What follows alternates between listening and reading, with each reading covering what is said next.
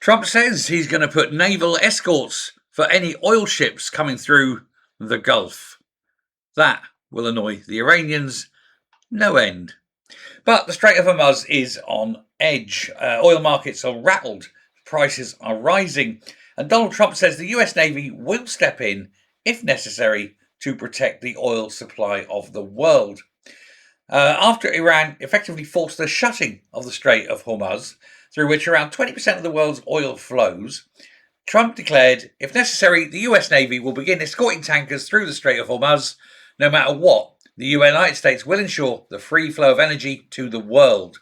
Iran has warned ships would be set ablaze if they continued passage. Tehran claims several British and American-linked vessels were left burning, and further attacks reportedly targeted a US allied tanker. Of course, as a result of this, oil prices have surged upwards massively. The markets are fearing sort of prolonged disruption. Hormuz is one of the most strategically vital maritime choke points in the world. Any sustained closure risks energy supply shocks, inflation, broader global economic fallout, and indeed a massive worldwide downturn in productivity and growth. Probably a worldwide recession, if not an actual depression.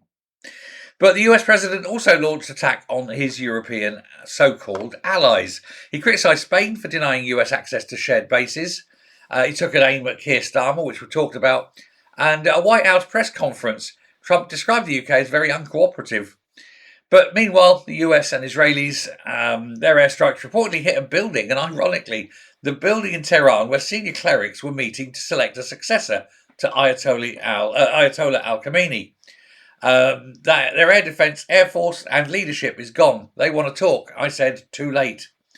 Drones targeted a major refinery in the UAE following this. The largest US military base in Qatar was reportedly struck, and the US embassy in Saudi Arabia warned of imminent missile drones, and it's apparently on fire.